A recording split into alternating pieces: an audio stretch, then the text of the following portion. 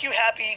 You will love it. The best overall phone Xiaomi has released so far this year is the Redmi Note 10 Pro.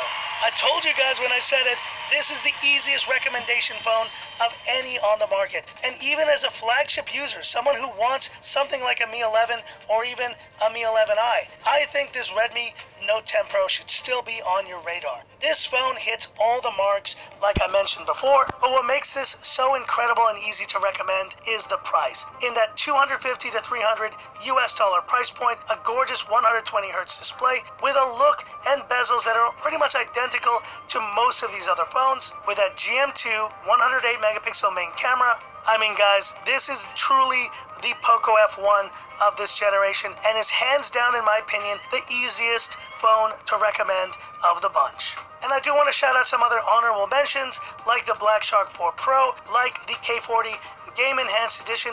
Those are great gaming phones. Personally, guys, I don't think we've seen the best gaming phone for my global audience yet, and that's going to come with that Poco F3 GT, and that will probably be, for me, the best Xiaomi gaming phone of this year.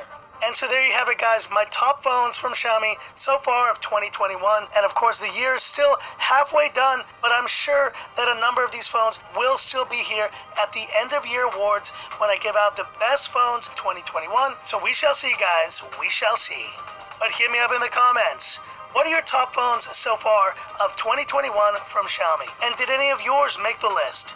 Hit me up in the comments. I'd love to hear about it. And that's it for this video. If you liked it, give me that thumbs up. And if you love the content of Ranky Tech, subscribe to the channel. Hit the bell icon for future updates. And guys, I will be doing a very similar video, but for the best phones so far of 2021. A more general look at phones coming later this week. Stay tuned. So that's it. And this is where I leave you by saying, this is Frankie Tech signing off. Have a good one. Such an easy recommendation. Oh yeah.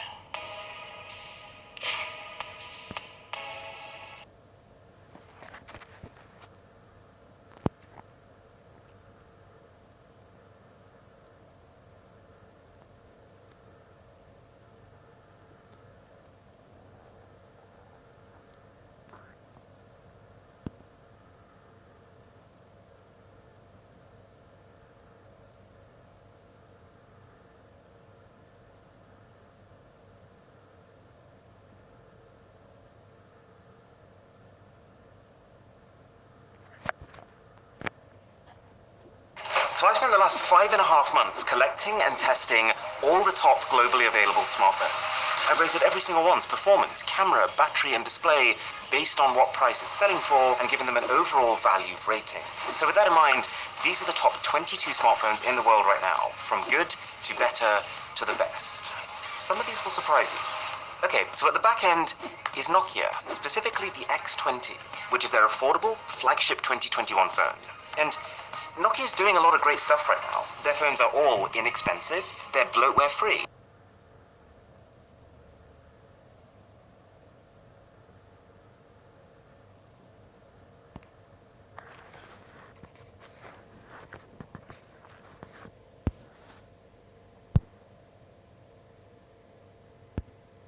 Nokia gives extended warranty right now, from good to better to the best. Some of these will surprise you. Okay, so at the back end is Nokia, specifically the X20, which is their affordable flagship 2021 phone. And Nokia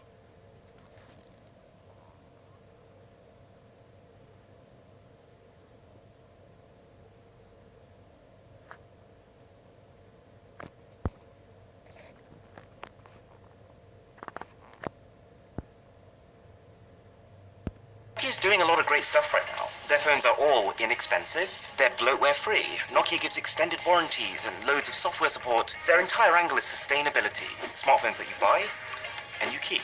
It really is an admirable message, but I think they focused a little too much on this at the cost of how capable their phones actually are. Like for this X20, their marketing doesn't even mention a single specification.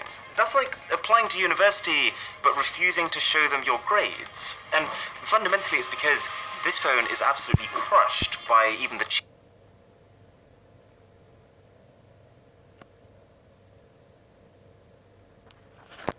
cheaper phones from companies like Xiaomi. So B-. And then we've got Samsung. They recently came out with the A52, which is like their mid-range flagship of the year. And there's nothing inherently wrong with it. It's a fun design, it's pleasant to use, but it costs too much for what it is. It's pretty clear that all Samsung's done is taken one of their top-end phones and made everything a bit worse. But for $500 in today's market, you can nearly buy yourself an actual flagship, so you don't need to make this kind of compromise. Do you remember the Oppo Find X3 Pro? The company's 2021 flagship that looks a little too close to the iPhone for it to be a coincidence? Well, there's plenty to like about it. It's supremely comfortable for starters, thanks to being made of one continuous sheet of glass, and that microscope camera on the back it's unlike anything I've ever seen on a phone before. But the main issue, and this seems to happen every year, is that as soon as Oppo launches a flagship phone, it is pretty much destroyed in value by OnePlus's flagship that launches a month later. Both companies use very similar components and materials, and they are good components and materials, but the fact that this phone is selling at the equivalent of $1,500 makes it much less good for the money. And that's actually a pretty great segue onto our next phone. So, we're getting pretty used to the idea of paying over $1,000 for a top-end flagship, right? But ZTE has something to say about that. Yeah. ZTE, they are still making phones, but their Axon 30 Ultra genuinely is worth talking about, because it has the highest end Snapdragon 888 chipset, a 144Hz refresh rate AMOLED display, big battery, fast charging, stereo speakers, really everything, and it even looks an awful lot like Samsung's Note 20 Ultra, which is not at all a criticism. And most significantly, I'm told this is going to cost $800. Excuse me? I was having a whale of a time with it, until I tested the cameras, and they really revealed just how much progress the competition has made. Everything from the interface to the image processing feels really behind. I'll reserve final judgment until updates drop, because this camera hardware should be better than this, but in its current state, it's a B. And thanks to Surfshark VPN for sponsoring this video. Okay, the iPhone 12 mini. Where is it? Oh. Has not been a commercial hit. When Apple first came out and announced that they built a fully flagship 5G iPhone that literally fits into your palm, I think a lot of us thought, whoa, that's gonna fly off the shelves. But it didn't. According to research firms, this phone only made up about 5 to 7% of total iPhone 12 sales. But that doesn't mean it's a bad phone. I think the reason it didn't sell well is because A, the price is so close to the much bigger iPhone 12, combined with B, that Apple has kind of built an association between their smaller phones being their cheaper phones, which may have created the perception that the 12 mini was an inferior product. But really it is the same speedy experience with a great camera as the 12, that I can recommend to any iPhone fan who doesn't need a power user's level of battery life. Okay, now we're getting on to the really good phones. The ROG Phone 5 is a beast. It's the highest performing smartphone I've used to date. Its 6,000 mAh battery is ludicrous, actually earning it the best battery phone so far in 2021, and its speakers are so punchy that you will want to stop whatever it is you're doing and just lose yourself in them. Its only problem comes from the fact that it's a pretty specialized device. Like, it takes a certain kind of user to want to carry a phone of such monumental proportions, tolerate some slightly outdated looking bezels, and use a camera system that feels noticeably lacking. But if you are that user, then Bob's your uncle. But what kind of surprised me, almost as much as phone number 1 is going to surprise you, is that even though Asus has been dominating the gaming space for a while now, I don't think they're the best value anymore. Enter the Lenovo Legion phone. On to the really good phones. The ROG Phone 5 is a beast. It's the highest performing smartphone I've used to date. Its 6,000 mAh battery is ludicrous, actually earning it the best battery phone so far in 2021, and its speakers are so punchy that you will want to stop whatever it is you're doing and just lose. Almost exactly matches the ROG in specs, but you get 50% more RAM and 100% more storage by default. It has fans built inside of it instead of needing this external attachment, and somehow it's cheaper. The hardware on this phone is so good for the money that they can't be making a lot of profit. But it is a little let down on the software front, like the camera image processing isn't getting the best out of the camera hardware you have here. Still though, this is an A-grade phone, and is also the winner of Best Gaming Phone on the market. Number 1 is going to surprise you, is that even though Asus has been dominating the gaming space for a while now, I don't think they're the best value anymore. Enter the Lenovo Legion Phone Duel 2. It almost exactly matches the ROG in specs, but you get 50% more RAM and 100% more storage by default. It has fans built inside of it instead of needing this external attachment, and somehow it's cheaper. The hardware on this phone is so good for the money that they can't be making a lot of profit. But it is a little let down on the software front. Like, the camera image processing isn't getting the best out of the camera hardware you have here. Still though, this is an A-grade phone, and is also the winner of Best Gaming Phone on the market right now. Okay, you might remember from my Best Phones of 2020 video that one of the winners was a bit of a surprise. The Zenfone 7 Pro. It was just this no-nonsense combination of a great price, huge battery, seamless uninterrupted screen, and a capable camera that can also double as basically the greatest selfie machine of all time. Well, this is basically the successor to that. So as you can probably imagine, it's a very good phone, but it's no longer one of the best simply because all they've done is taken last year's Zenfone 7 and given it a slight spec bump. And that's just not enough against companies who are really pushing. Still though, I'm willing to bet that if you ever get to try this selfie camera, it is so good that you have to smile. Alrighty, you might remember my video on this guy, the Vivo X60 Pro Plus. To be honest, I've used a decent amount of Vivo devices over the years, and I've always liked them, but I've never really loved them. They kind of developed a reputation for a garish software overlay and crazy levels of skin beautification in the cameras, but the Vivo X60 Pro Plus is the first Vivo phone I've used that understands sophistication. Did I just change my entire outfit to film one sentence? Maybe. Aesthetically, it treads the line well between looking fashionable and looking like it means business, and everything from the gaming performance to the camera performance is very close to the best you can buy, and it helps that the camera is just super fun to use too. It's slightly let down by a mono speaker and middle-of-the-line battery, but that doesn't stop me loving it. Number 13. This could be an unlucky one. What's that again? Passion fruit. It's the iPhone 12 Pro.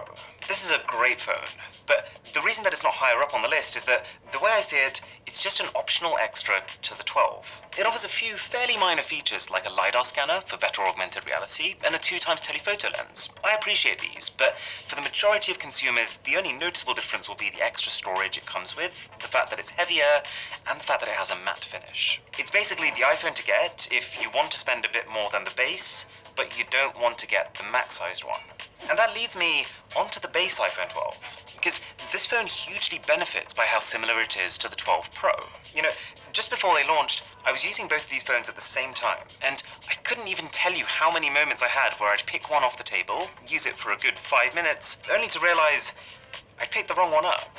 This phone is just as powerful, the screen is almost identical, you still get all the same iOS features, it's just $200 cheaper. The only reason this isn't higher up on the list is that it only comes with a 60Hz display versus 120 or the 144 we've started seeing now, and it only starts with 64 gigs of storage, which is going to end up being more like 50 by the time you factored in the size of the operating system. So, still an A grade. And just above that, I would put Samsung's base flagships.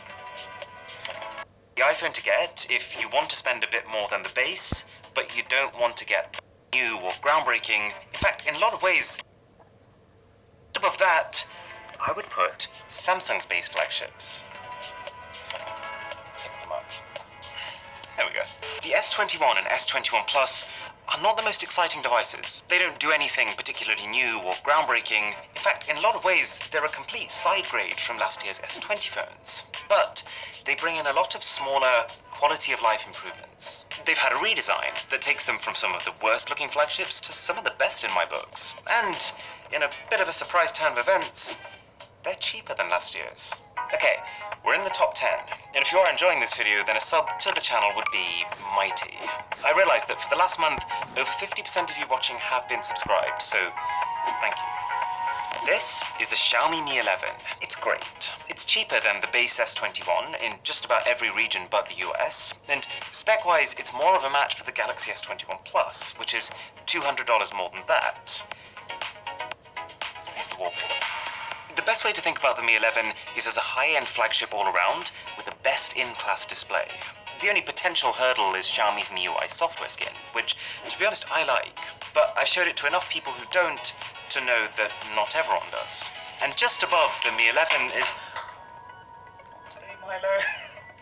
Then we've got the OnePlus 9.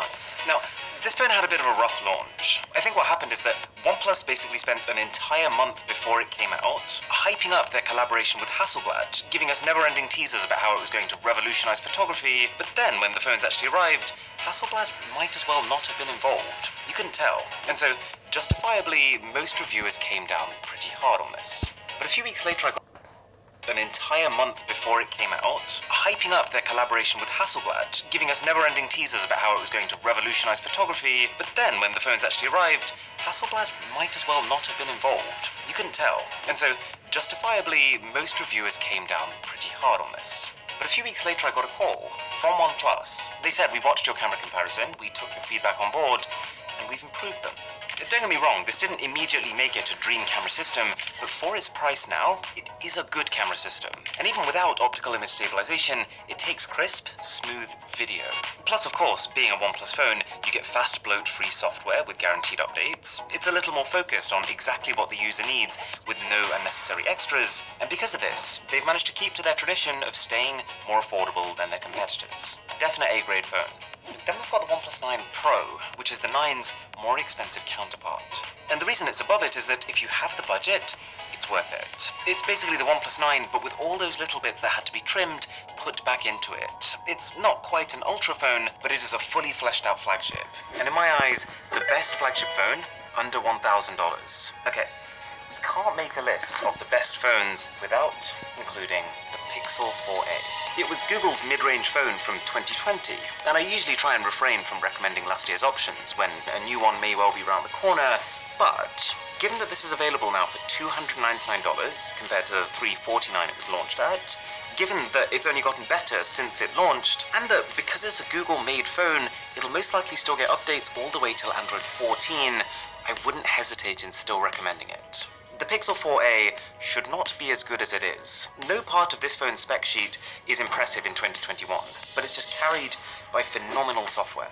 Not to mention it's a really enjoyable size, the bezels are nice and even, and it's powerful enough that I don't think you'll be worrying about speed. But as much as I do like the Pixel, I'd be lying if I said that that was the best compact phone you can get. Because that award goes to the Zenfone 8. You might remember how I completely grilled the way it looks in my full review, and I stand by it. But that doesn't change the fact that, like the iPhone 12 mini, this is a flagship phone through and through.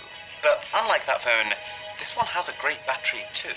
This is pretty much the only small phone where the fact that it's small has no negative consequences. So, this is an A+ in my books.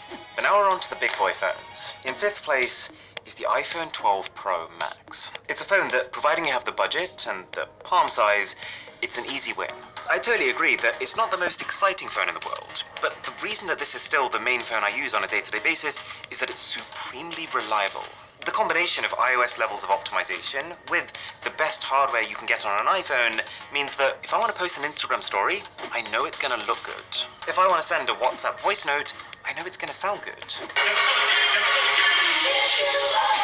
And the battery is going to reliably get me through any day I throw at it. Also, this phone is so strong that it's the first I've ever used caseless. I've dropped this thing enough times and seen it come back unscathed enough times that I just don't worry about it anymore. The only two things that do sting a little are the fact that it's distinctly uncomfortable to hold, and that it's the only phone even close to this price bracket that doesn't have a high refresh rate screen. Now, slightly better than even that is Samsung's top-end phone. I think the Galaxy S21 Ultra is genuinely the most refined, polished device they've ever released.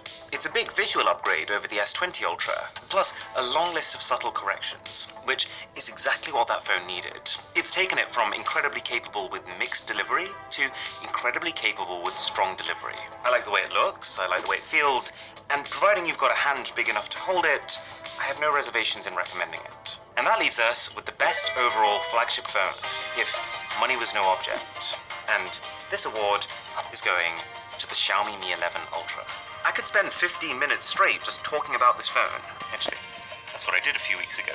I'll leave the video linked up here. But fundamentally, the summary is, this thing is a nuclear missile. Xiaomi looked at what Samsung was doing and built a phone squarely targeted straight at it. It takes Samsung's best features and one-ups it in almost every aspect, for the same price. I wouldn't say it completely invalidates Samsung's S21 Ultra. I think this is still a nicer looking phone. I still think this has a more consistent camera, but for a true power user, you just can't get more than this on a phone. So what on earth can be better than that? Well, we've got two more phones, and they're not trying to be the highest end phones you can buy, but they're focused on value. And their value proposition is just so unbelievably good that it makes you want to take a chair, sit down, and just have a think, what are other companies doing? So, in second place is the Redmi Note 10 Pro. Now, for those of you who don't know, Redmi is a spin-off brand of Xiaomi, who have basically built a reputation for one of the highest spec-to-price ratios on the market. So in this case, we have a 108 megapixel camera, a 120 Hz display, a 5020 mAh battery, and it's $279. This thing is stupid levels of value. It does have ads in the software, but you can turn them off. And, I mean, look, these are the kinds of photos I'm taking on this phone. It's not even funny. Don't get me wrong, you will know when you're using it that it's not a $1,000 flagship, but it outperforms its price so severely that I'm gonna have to give this an A++ in terms of value. And that leaves us with number one, the most worth it phone of 2021. And I guess by implication, the most worth it phone to have ever released. It's the Poco F3. Just like Redmi, Poco is yet another value-centric spin-off company of Xiaomi. But the difference with this phone is that it's less about camera and it's more about processing power. So in this case, for $350, you get a 120 Hz AMOLED display, you get a 4520 mAh battery. But the kind of crown jewel here is a Snapdragon 870 chip.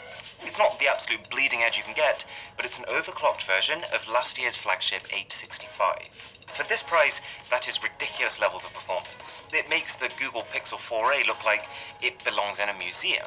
And while this isn't Google Pixel quality software, no amount of software is going to change the fact that it's twice as powerful. And I think what makes this phone particularly impressive is the fact that it takes more than a cursory glance to even realize that it's not a flagship. It still has a glass back, it still has decent haptics, and it's just crazy that I can play the most demanding games on the entire Android platform at nearly their highest settings on a phone that costs barely a quarter of what the highest end ones do. And so, the Poco F3 earns not just my best affordable phone award, but also my overall best value phone award. If you want to go even cheaper, you can get the Poco M3 Pro, which is fantastic value, or something like the Realme 8 for $200. But my general recommendation is that if you can try to spend a bit more, you will get a lot more. Okay, couple of things to mention here. There's been no LG on this list, because sad to say, but LG has finally left the smartphone market. There's been no Sony on this list, because at the time of filming, they haven't quite launched their next Xperia 1 Mark III. And also, to be honest, thus far, I've not tested a single Sony phone that I thought for a mainstream market was better than the competition. But open to changing my mind on that in the future though. And finally, I decided to keep foldables out of this video too, just because as a category of phones, I feel like they're much harder to rank under the same criteria. Okay, here's something to think about for a second. Your location, your operating system, every hardware detail of the device you're on right now, as well as all your past browsing history. These are things that you'd want to keep to yourself, right? Well, this is how much information a website immediately knows about you the second you click on it. And to be honest, if it's a website you trust, then it's fine. But there's probably a fair few that you visit that you wouldn't want to know this. And that's where Surfshark VPN comes in. As far as I've seen, it's the most affordable way to keep yourself anonymous. It's just over $2 a month for as many people and devices as you want, but there's another perk. Because you can effectively pick the location that you want your device to come from, I can, for example, pick the US and watch US TV shows. You can effectively have the exclusives for every single region without leaving your home. Like if I want to watch Batman The Dark Knight, I just switch to Canada, and I can do that. So, check the link in the description and use the code BOSS. That'll give you 83% off and an extra 3 months for free. If you enjoyed this video, then do consider checking out my Zenfone 8 review, the best compact phone I've ever used, or for something a bit more chill, 20 inventions that I think are completely next level. Thanks for watching, my name is Aaron, this is Mr. Who's the Boss, I'll catch you in the next one.